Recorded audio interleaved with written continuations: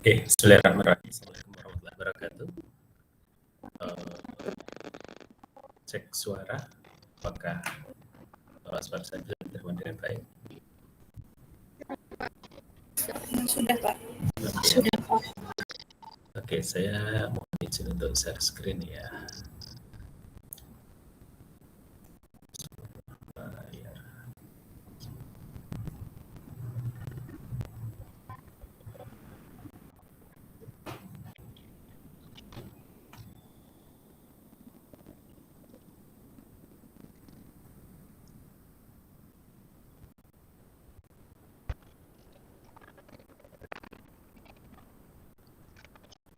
Oke, saya share screen. Oh ya, saya lupa belum share ke grup ya. Sebentar. Oke, topik kita kali ini adalah melanjutkan tentang analisis uji signifikansi atau uji signifikan, perbedaan signifikan antar kelompok-kelompok perlakuan. Pada pertemuan yang lalu sudah kita bahas analisis variansi atau ANOVA single faktor atau satu faktor. Pada kesempatan siang hari ini akan kita bahas yang dua faktor. Yang dua faktor ini sebenarnya kalau kita cek di Excel kita, ada istilah ANOVA dua faktor tanpa replikasi dan ANOVA dua faktor dengan replikasi. Pada prinsipnya perbedaan keduanya itu terletak pada kajian.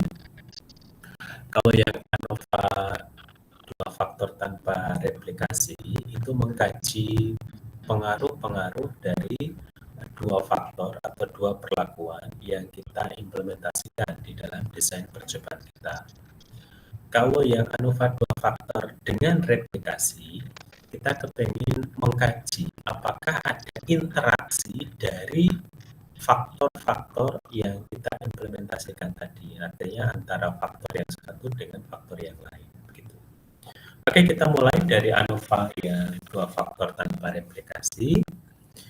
Secara garis besar kita berangkat dari definisi dulu. Yang ANOVA dua faktor ini pada prinsipnya adalah sebuah pendekatan statistika, suatu metode yang digunakan untuk menguraikan keragaman. Jadi disebut sebagai ANOVA, Analysis of Variance. Varian itu kalau dalam bahasa kita dikenal dengan keragaman. Ya.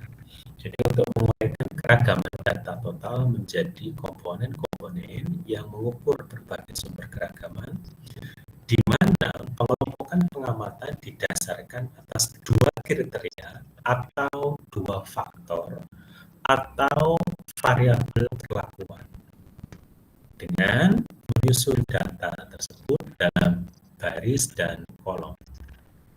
Yang mana kolom menyatakan kriteria klasifikasi yang satu, sedangkan baris menyatakan kriteria klasifikasi yang lain. Jadi ibaratnya itu ada dua parameter yang berbeda lah, kira-kira begitu gampangnya. Oke, sebagai ilustrasi datanya begini. Ini misalkan ada ID sampel dengan perlakuan 1, 2, 3. Jadi adalah faktor yang pertama, ini faktor kedua misalkan ya. Yang kolom-kolom ini ke bawah, ini adalah faktor pertama, yang baris-baris ini kita asumsikan dia sebagai faktor kedua. Nanti data yang akan kita analisis secara ANOVA itu disusun dengan ketentuan matriks seperti ini ya. Jadi di Excel Anda diminta untuk menyusun dulu datanya supaya nanti bisa dikenali untuk dianalisis. Kurang lebih nanti cara nyusunnya begini. Ini faktor baris, ini faktor kolom. Ini misalkan faktor pertama, ini faktor kedua. Disusun sedemikian rupa datanya seperti ini. Nanti dijumlahkan. Ini yang sedang saya tampilkan adalah cara analisis atau penyusunan secara manual. Ya.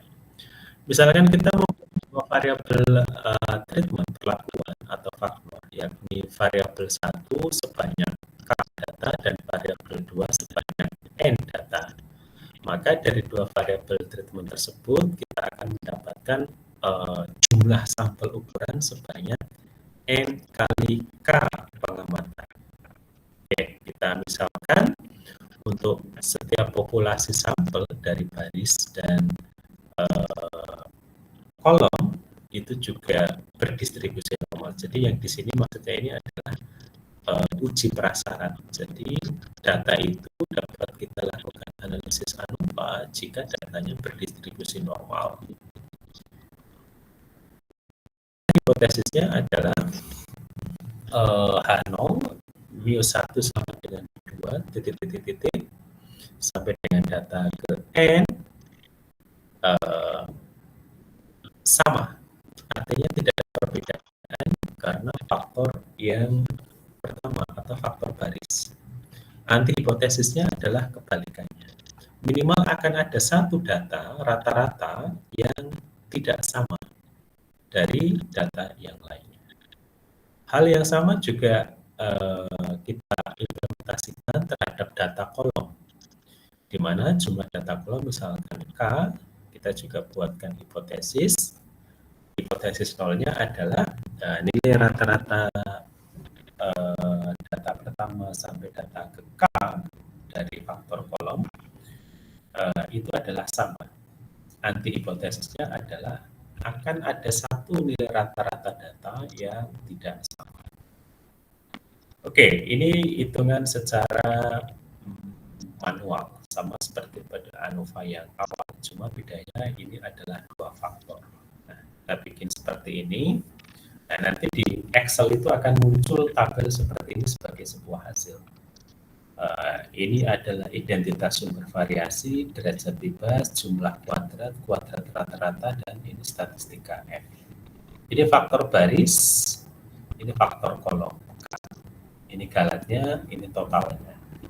Jumlah kuadrat untuk baris, rumusannya sama ya.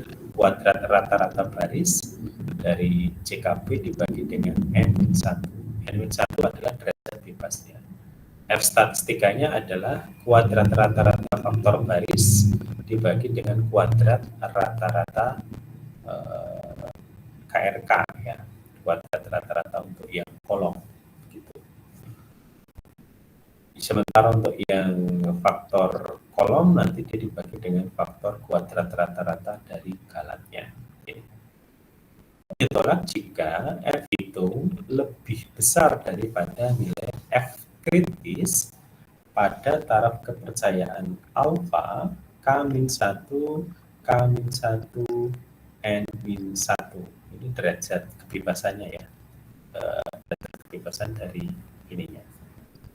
Oke, itu yang apa? Yang saya akan pindah ke yang ANOVA dua faktor dengan replikasi. Saya konfirmasi karena biasanya di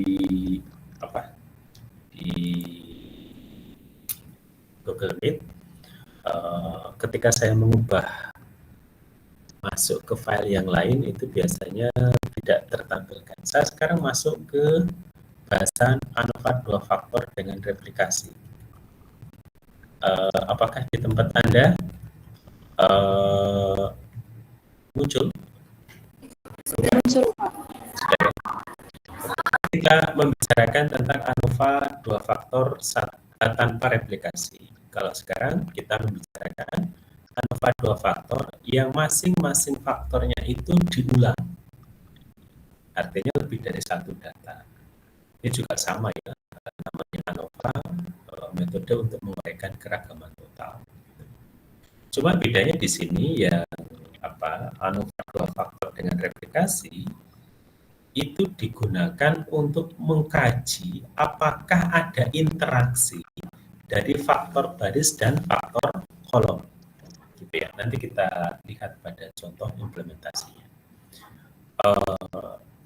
Nanti kalau yang ANOVA dua faktor dengan replikasi, cara menyusun datanya hampir sama seperti yang pertama. Bedanya adalah ada pengulangan data di sini, bukan pengulangan datanya sama gitu ya, tapi pengulangan pengukuran data. Ini faktor kolom pertama, ini faktor baris pertama. Kalau tadi kan cuma ada satu di sini datanya, sekarang ada N data lebih banyak, diulang sebanyak N kali, dan seterusnya. Oke. Nah, untuk setiap pengamatan, kita akan rumuskan untuk menentukan random error-nya, kemudian perlakuan ke I dari faktor baris dan sebagainya, nilai rata-rata dan sebagainya. Intinya hipotesis yang akan diuji, yang pertama adalah menguji pengaruh efek utama dari faktor baris. Sama ya, kayak tadi, H0-nya adalah tidak ada perbedaan. Anti hipotesisnya paling tidak ada satu yang tidak sama. Kemudian untuk yang kedua adalah menguji faktor kolom.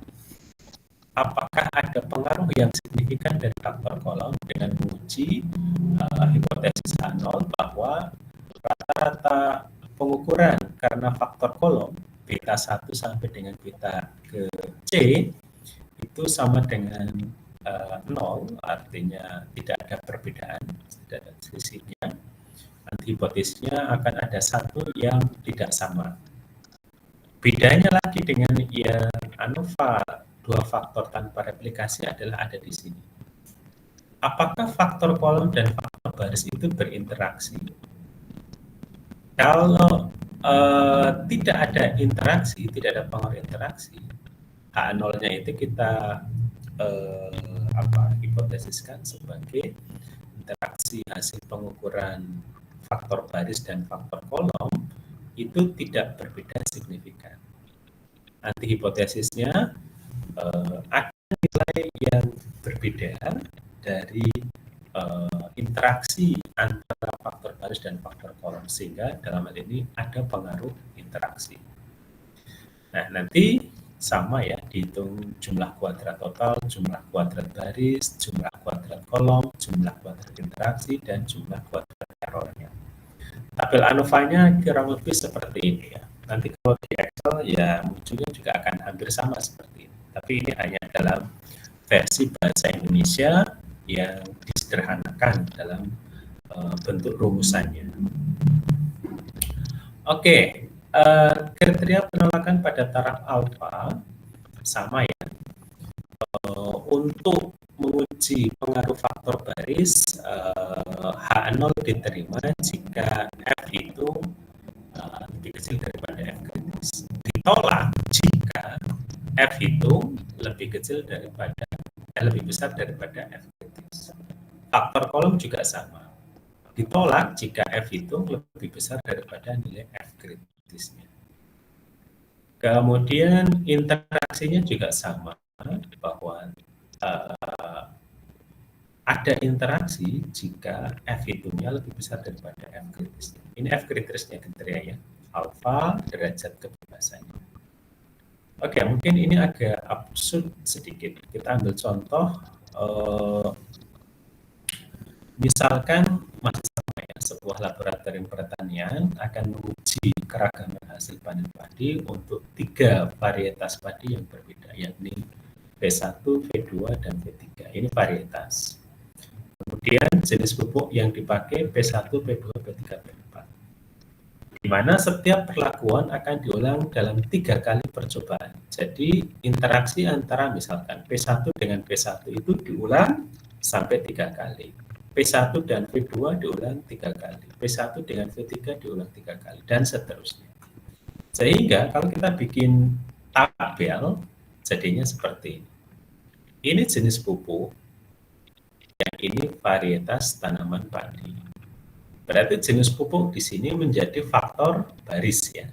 Faktor baris. Varietas tanaman padi menjadi faktor kolom. Nah, ANOVA 2 faktor dengan replikasi, maksudnya itu begini. Saya punya jenis tanaman varietas P1, saya beri pupuk P1, hasilnya ini. Saya ulang lagi, hasilnya bawahnya. Saya ulang lagi, hasilnya di bawahnya ini. Demikian juga varietas tanaman 2 yang saya gunakan pupuk P1 menghasilkan, kebetulan di sini ada 3 data pengulangan, dan seterusnya. Oke, ini nanti cara mengujinya itu hampir sama kayak tadi ya. Kita kalau secara manual ya bikin hipotesisnya dulu, kemudian menentukan nilai kritisnya, kemudian nanti dibandingkan. Ini kalau secara manual nanti bisa dicoba, ya. Tapi karena ini bukan manual, kita coba menggunakan software. Di sini ada perbedaan hasil, kemudian H02 tidak ada perbedaan dan sebagainya. Oke, sebentar. Sebelum masuk ke sini, kita akan coba data yang ini dulu ya, ke Excel-nya dulu. Sebentar, maaf. Ini data yang saya skip dulu. Oke, ya. Saya akan coba menggunakan data ini ke Excel. Oke, cara pertama adalah ANOVA. Saya beri nama ini adalah ANOVA 2 faktor replikasi. Datanya ini ya, datanya tadi diminta untuk saya bikin baru di sini. Diminta untuk membuat tabel yang nanti akan dibaca oleh Excel sebagai data ANOVA. Jadi kita kalau mau di laporannya biar manis ya begini ya. Jadi ini adalah faktor jenis pupuk, ya ini ke sini adalah faktor varietas tanaman padi. Tapi karena di sini diminta untuk dianalisis menggunakan ANOVA 2 faktor tanpa replikasi, ini kalau saya blok nanti jadi kacau. Sehingga saya akan tulis ulang ini di Excel sebagai sebelah kanannya ya. Ini saya pisahkan ke sini. Nah, keterangannya sengaja saya keluarkan dulu yang ini. Yang ini, jenis ini, dan ini. Sehingga datanya menjadi seperti ini. Maksudnya ini adalah data yang bisa dibaca oleh Excel untuk kemudian dieksekusi menghasilkan analisis ANOVA 2 faktor tanpa replikasi. Ingat ya, tanpa replikasi berarti di sini datanya tidak diulang. Interaksi antara P1 dengan V1 hasilnya 64, P1 dengan V2 72, P1 dengan V3 74. Itu yang dimaksud dengan ANOVA 2 faktor. 2 faktornya dari mana Pak? Dari faktor 1 pupuk, yang kedua adalah faktor varietas tanaman padi. Nah, dengan belajar begini, Anda akan tahu untuk membuat sebuah desain penelitian. Nah, kalau biasanya di skripsi itu kan faktornya satu-satu ya, dipisah dulu, dioptimasi. Misalkan kalau kasus yang sering terjadi adalah kajian penggunaan adsorben untuk menyerap zat warna. Kemudian Anda biasanya melakukan kajian pengaruh pH terhadap absorpsi. Yang kedua, pengaruh apalagi misalkan pH, kemudian kalau pH satunya lagi adalah variasi konsentrasi gitu ya. Jadi pH dan variasi konsentrasi. Biasanya kalau Anda baca di skripsi itu biasanya pertama dilakukan variasi pH dulu. Nanti ketemu variasi pH, absorpsi optimum terjadi misalkan pada pH netral, pH 7. Kemudian baru Anda lanjut ke variasi konsentrasi. Jadi semua variasi konsentrasi dilakukan pada pH 7. Kemudian akan dicari mana yang terbaik hasil absorpsinya. Atau misalkan variasi pH dengan variasi temperatur misalkan. Tapi yang sebenarnya adalah idealnya tidak dilakukan seperti itu. Kenapa? Karena belum tentu optimal pada pH 7 nanti ketika dilakukan variasi konsentrasi atau variasi temperatur, hasilnya itu yang baik itu pada pH netral, konsentrasi tertentu. Gitu ya. Sebenarnya kalau mau mengkaji pengaruh faktor pH, pengaruh faktor temperatur, pengaruh variasi konsentrasi, idealnya itu dibikin begini. Jadi mereka itu diadu secara head to head ya. Variabel O digunakan pada varietas tanaman satu. Itu yang saya maksudkan. Kemudian variabel pupuk satu digunakan pada varietas tanaman dua. Kalau dalam kasus Anda misalkan kalau ini adalah siapa yang bawah sini misalkan adalah pH, misalkan ini adalah pH, ini pH, yang ini misalkan variasi waktu, ya, yang sering kali terjadi ini adalah variasi waktu. Ya. Kalau mainan absorpsi itu ya ini T waktu. Gitu. Anda mencari T waktu optimum. Biasanya yang keliru sesungguhnya adalah Anda melakukan variasi pH dulu untuk menentukan pH optimum. Kemudian dilaporkan pH-nya untuk absorpsi terbaik adalah pada pH 7. Kalau sudah kemudian mencari berapa waktu yang diperlukan untuk bisa mengabsorpsi yang baik, dilakukan variasi waktu, misalkan dari 5 menit, 10 menit, 15, 30, sampai dengan 2 jam. Kemudian diketahui, oh ternyata variasi untuk absorpsi optimum pada waktu absorpsi misalkan 1 jam atau 30 menit misalkan. Maka tadi yang variasi pH-nya 7 dilakukan pada pH-nya 30 menit. Kesimpulannya begitu. Padahal itu adalah kesimpulan yang keliru sesungguhnya.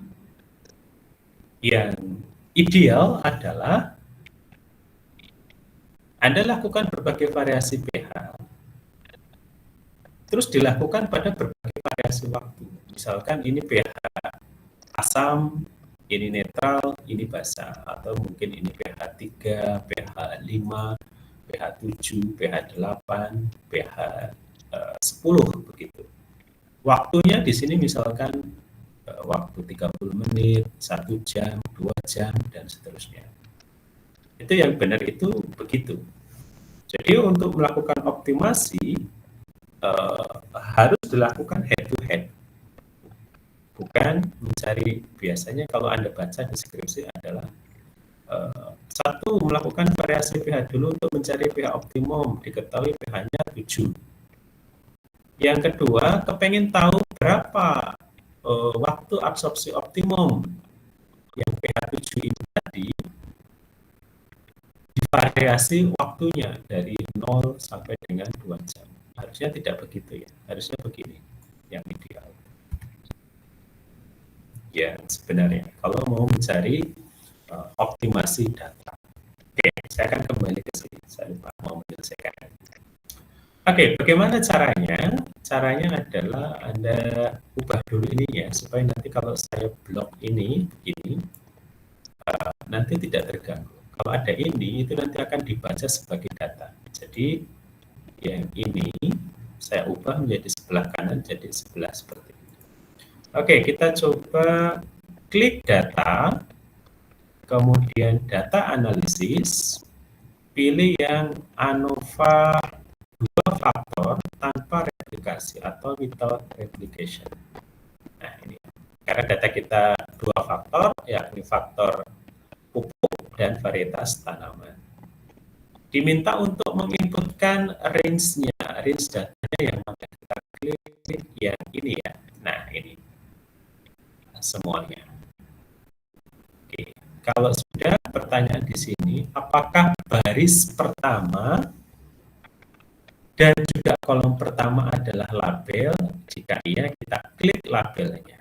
Kita akan uji dia pada taraf signifikansi 5% atau 0,05. Hasilnya akan dikeluarkan di mana? Kita taruh di sebelahnya saja ya, di sini ya. Oke, di sini. Oke, kalau sudah, kita klik OK. Nah, ini dia hasilnya. ANOVA 2 faktor tanpa replikasi. Hasilnya kita cek data P1 jumlahnya ada 3, 1, 2, 3 ya, faktor baris. P2 juga ada 3. Faktor kolom datanya ada 4, 1, 2, 3, 4. Ini 4 ya. Ini statistika deskriptifnya. Nah, ini hasil ANOVA-nya. Oke, sebenarnya hasil tabel ANOVA ini hampir sama seperti yang saya tampilkan tadi di slide gitu ya. Cuma ini dalam versi bahasa Inggrisnya. Oke, bagaimana cara menarik kesimpulannya? Kesimpulannya di sini kita tinggal melihat nilai ininya ya. F hitungnya ini sama F critical. Atau beberapa aplikasi atau software lain statistika itu seperti SPSS dan kawan-kawan itu sering melihat data dari p-value-nya. P-value ini. Kita mulai dengan F critical ya. Di sini kita tentukan F hitung untuk faktor baris. Siapa faktor baris? Yakni kalau di sini adalah jenis pupuk ya, faktor baris dalam hal ini adalah pupuk. Itu diketahui sama dengan 3,53. Kebaca enggak di tempat Anda? Semoga besar ya. Jadi 18. Nah, ini 3,514 ternyata lebih kecil daripada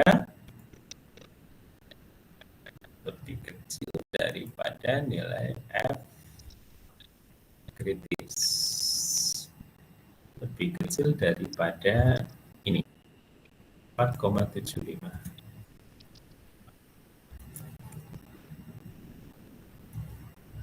Saya terputus enggak? Konfirmasi ya kalau saya terputus. Maaf, saya cek dulu di apakah saya terputus.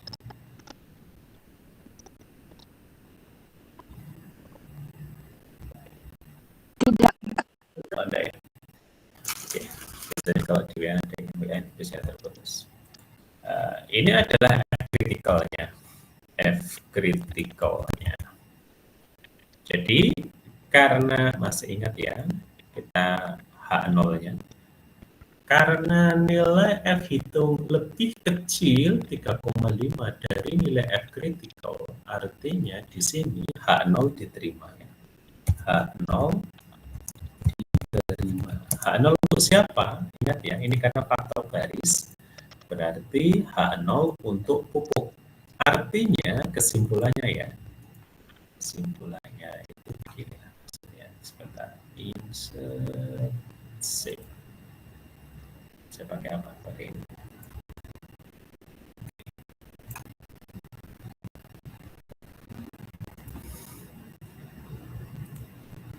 Artinya bahwa kesimpulannya kalau H0 diterima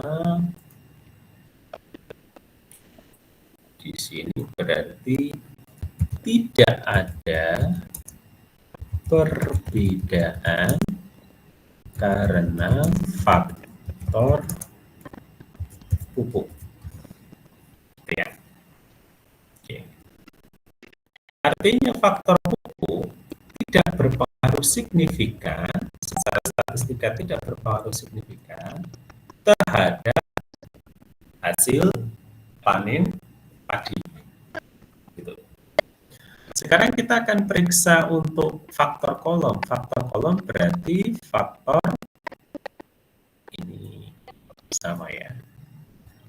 Kita akan cek untuk faktor kolom. Faktor faktor kolom. Faktor kolom itu berarti varietas tanaman padi, varietas tanaman.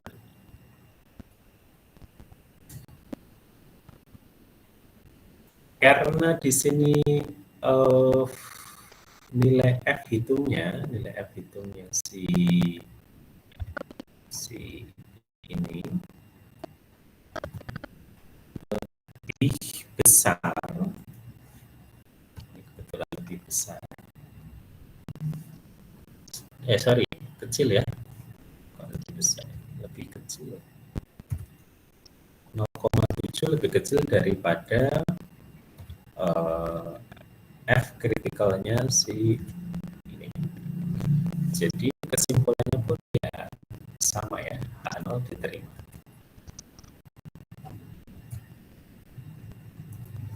Artinya tidak ada perbedaan yang signifikan yang dipengaruhi faktor varietas tanaman. Faktor varietas tanaman. Jadi tidak ada perbedaan. H0 diterima. Jadi sama saja. Mau pakai pupuk apapun, varietas tanaman padi apapun, hasilnya tidak berbeda signifikan. Ini contoh yang pertama ya. Jadi di sini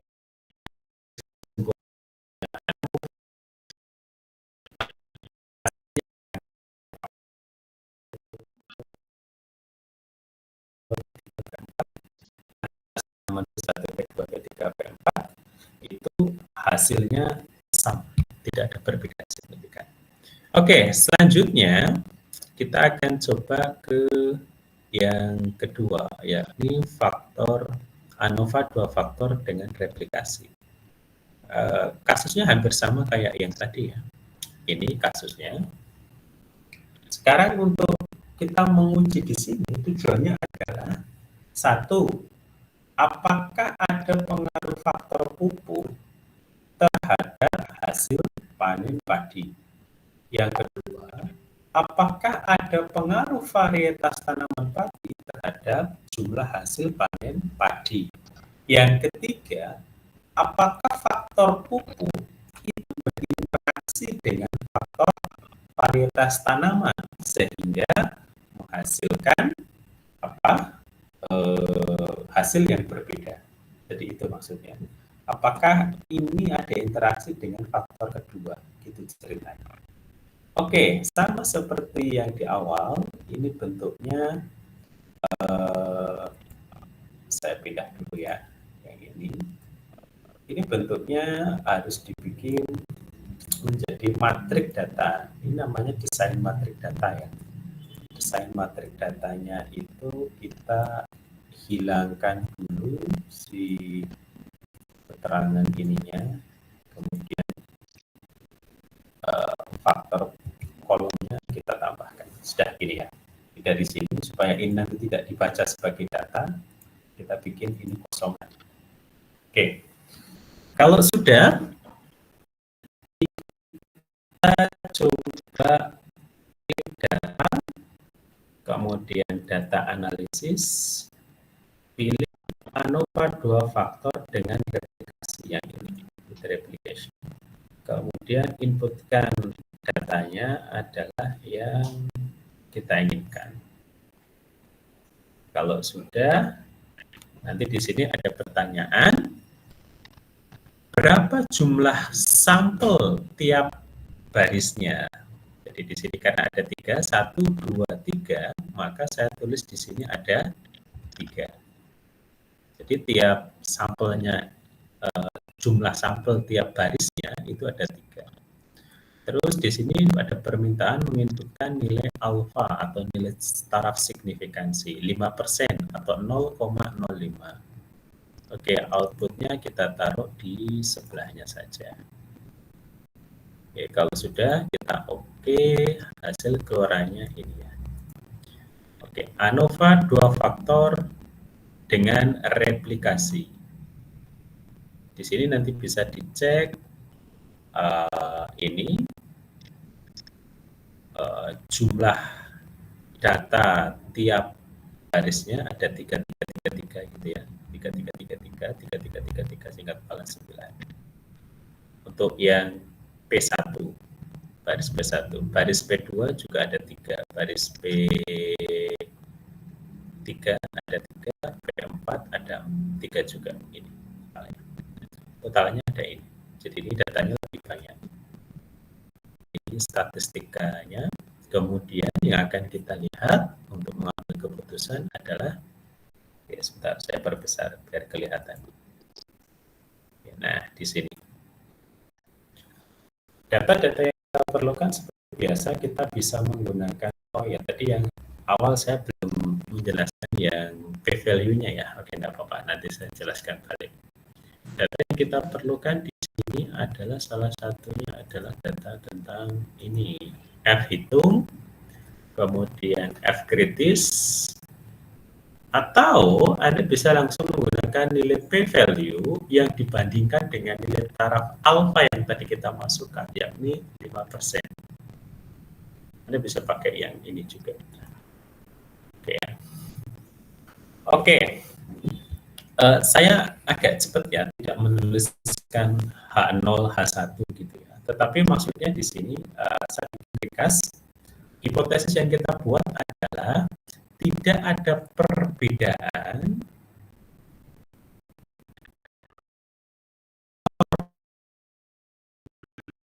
sampel. Di sini sebenarnya ada P2, P3, P4 ini ya. Tidak ada perbedaan faktor, perbedaan hasil karena faktor sampel, dalam hal ini adalah pupuk. Antihipotesisnya adalah ada perbedaan yang signifikan antar sampel yang disebabkan oleh perlakuan pemberian pupuk. Kemudian yang kolom ini adalah varietas, yang interaction ini adalah interaksi antara data kolom ini dengan data sampel. Maksudnya interaksi antara faktor varietas dengan faktor jenis pupuk. Ini yang interaction ini. Yang penting-penting ini saya kasih tanda warna kuning-kuning ya. Di data ini sama ini. Kita akan uji faktor yang pertama. Apakah ada perbedaan hasil panen yang dipengaruhi oleh faktor jenis pupuk, atau kalau di Excel ini disebut sebagai sampel. Oke. Ya, di sini kita dapatkan F hitungnya untuk faktor pupuk atau faktor baris gitu ya. Itu adalah ini 6,6 sekian. Sementara F kritikalnya adalah 3. Oh, berarti di sini nanti kelihatan bahwa kritikalnya, bahwa hasil F itu lebih besar daripada F kritikal, yang artinya H0 ditolak. Kesimpulannya di sini H0 ditolak. Artinya apa? Artinya bahwa H0 ditolak, artinya bahwa ada perbedaan yang signifikan karena perlakuan, ada perbedaan hasil panen padi karena faktor perlakuan pemberian pupuk, pemberian jenis pupuk. Kira-kira begitu ya. H0 ditolak artinya H1 diterima. Berarti ada perbedaan karena faktor jenis pupuk.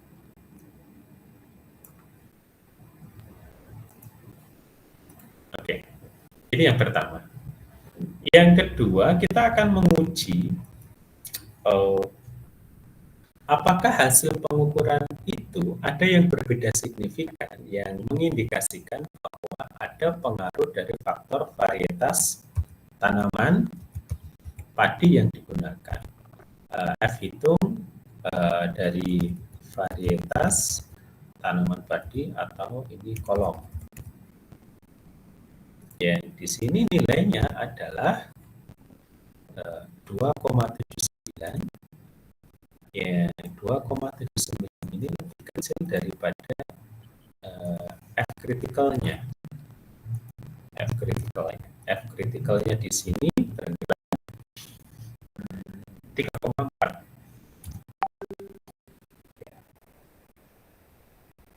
3,4. Kesimpulannya adalah H0 diterima. Kesimpulannya di sini H0 diterima. Implikasinya yang dapat kita simpulkan adalah tidak ada perbedaan signifikan hasil panen padi karena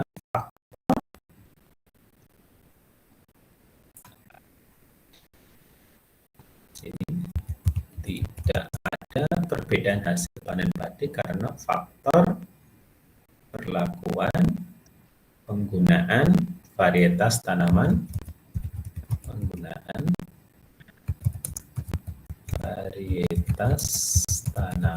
jenis varietas tanaman, gitu ya. Oke, jadi varietas tanaman tidak terlalu berpengaruh terhadap hasil panen padi. Namun di sini faktor pupuk itu berpengaruh terhadap hasil panen padi. Sekarang pertanyaan yang ketiga adalah, jangan-jangan ada interaksi antara faktor varietas tanaman dengan faktor pupuk yang digunakan. Hipotesisnya bagaimana? Hipotesisnya adalah H0-nya adalah tidak ada interaksi antara faktor kolom terhadap faktor sampel. Anti-hipotesisnya adalah ada interaksi. Tahunya dari mana? Dari sini ya.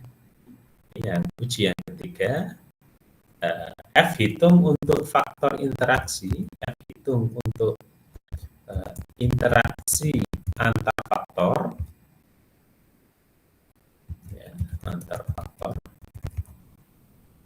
Itu diketahui di sini hasilnya adalah 2, yang dia lebih kecil, sebenarnya nyaris ya mendekati F kritikalnya sebenarnya. Tetapi kalau secara statistika ya kita belum punya cukup bukti untuk mengatakan bahwa telah terjadi interaksi antara faktor jenis pupuk dengan varietas tanaman.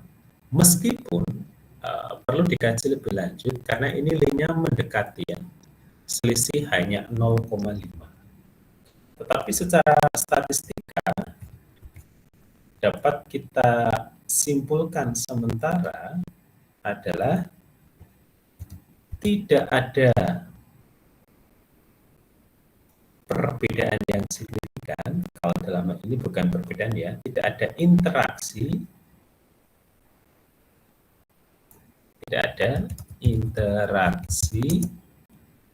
faktor pupuk dengan faktor jenis varietas tanaman, gitu ya, yang ini. Oke. Di samping menggunakan nilai F hitung, Anda juga bisa menggunakan nilai P value atau yang ini tadi yang saya jelaskan di depan.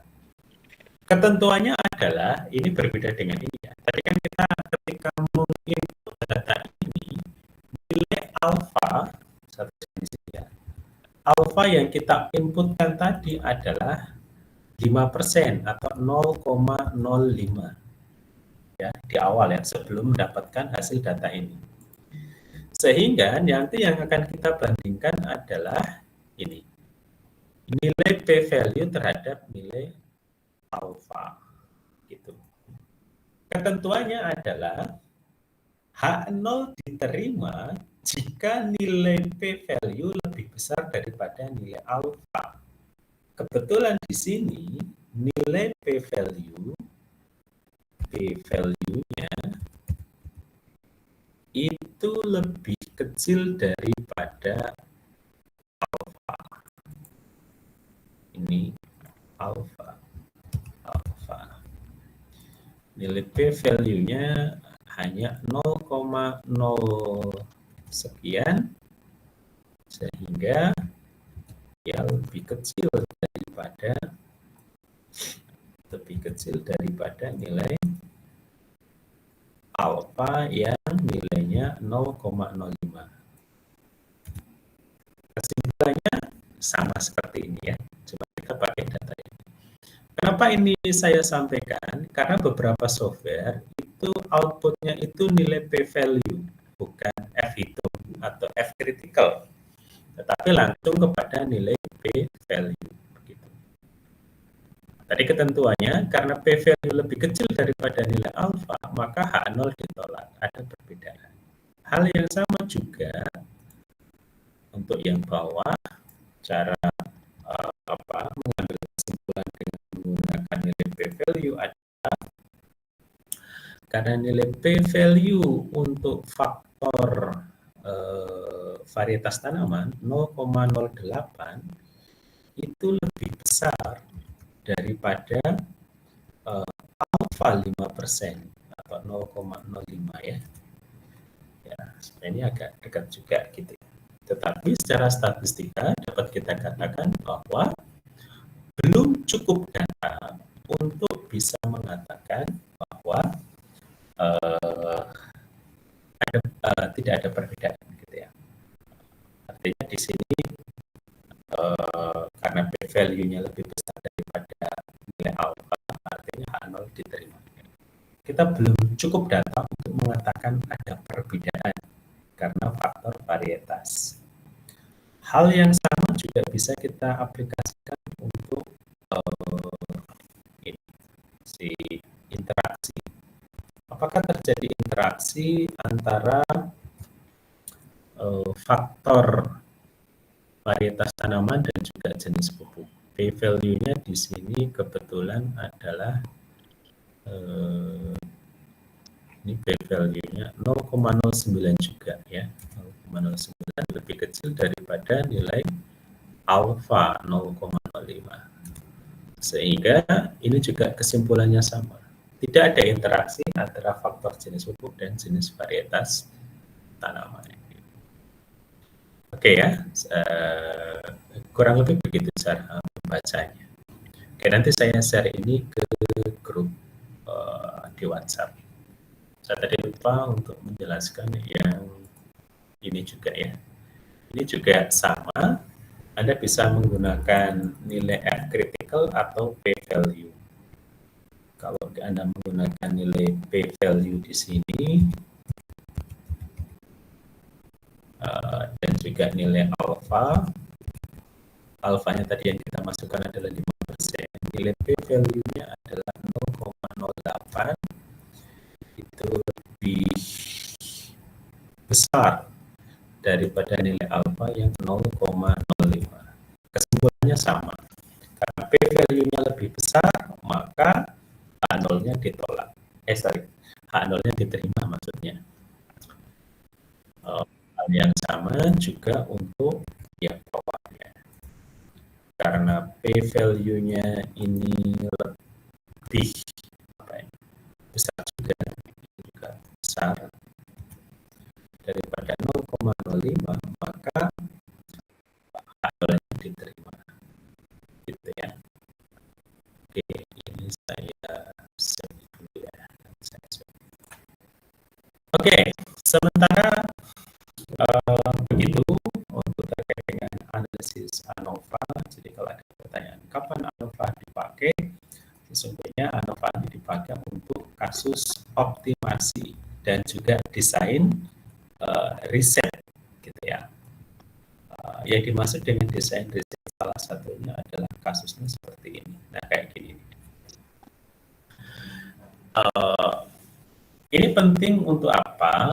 Untuk memprediksi berapa jumlah data yang Anda perlukan untuk mengambil sebuah kesimpulan. Yang kedua, Anda bisa memprediksi pengeluaran biaya terkait dengan desain percobaan. Karena di sini kan Anda tahu, oh ini satu kali. Tapi kalau kedalaman riset Anda ingin mengkaji apakah ini dengan ini nanti ada interaksi, maka menggunakan ANOVA 2 faktor dengan replikasi. Artinya, apakah jangan-jangan ini kebetulan datanya? Sehingga kita mengujinya dengan menggunakan ANOVA dengan replikasi. Kalau ini yang tanpa replikasi. Tapi minimal seperti ini yang harus Anda buat. Misalkan tadi kasusnya adalah kasus yang sering kita baca di skripsi adalah kasus antara variasi pH dan juga waktu adsorpsi. Yang fatalnya adalah sesungguhnya variasi pH dan waktu adsorpsi itu bisa dibikin datanya menjadi lebih mudah, lebih sedikit, dan lebih sederhana kalau kita tahu caranya untuk menghasilkan data yang valid tetapi hemat dalam analisis gitu ya. Seperti ini tadi misalnya. Ini adalah variasi pH. Ini pH 1, pH 2, pH 3, pH 4 misalkan. Ini waktu 1, waktu 2, waktu 3, waktu 4. Jadi dengan melakukan begini, Anda akan tahu bahwa sesungguhnya yang optimum itu pada pH berapa, waktu berapa. Tapi yang seringkali disalahpahami adalah, karena ini adalah pemahaman turun-temurun ya, yang mungkin sebenarnya kurang pas. Kita seringkali melakukan optimasi pH dulu, dapatkan pH 7 yang optimum. Baru kemudian lanjut pada optimasi variasi waktu pada pH yang tadi katanya optimum pH 7. Padahal belum tentu. Belum tentu yang pH-nya 7 itu yang paling optimum. Bisa jadi nanti yang pH-nya asam dengan variasi waktu yang tanda kutip misalkan lebih lama, dia adsorpsinya yang paling optimal. Jadi kalau konteksnya adalah Anda ingin melakukan optimasi, maka variabel-variabel itu tidak dipisahkan, ya. Karena kenyataannya nanti ketika Anda melakukan adsorpsi limbah, itu pasti lingkungannya akan berhadapan dua faktor variabel tadi, yakni pH dan juga waktu. Tidak mungkin pH-nya dilakukan sendiri, waktunya sendiri, tapi di dalam waktu yang bersamaan. Nah, itulah pentingnya kenapa pemahaman tentang desain riset melalui analisis ANOVA itu menjadi penting untuk mengguidance Anda, menggaransi bahwa kecukupan data penelitian Anda itu sudah tercukupi untuk kemudian digunakan menarik kesimpulan. Oke, saya kira itu sebelum saya akhir mungkin ada pertanyaan, nanti materinya saya di grup WhatsApp. Oke, terima kasih. Kalau tidak ada pertanyaan, saya cukupkan sekian. Saya akhiri. Wassalamualaikum warahmatullahi wabarakatuh.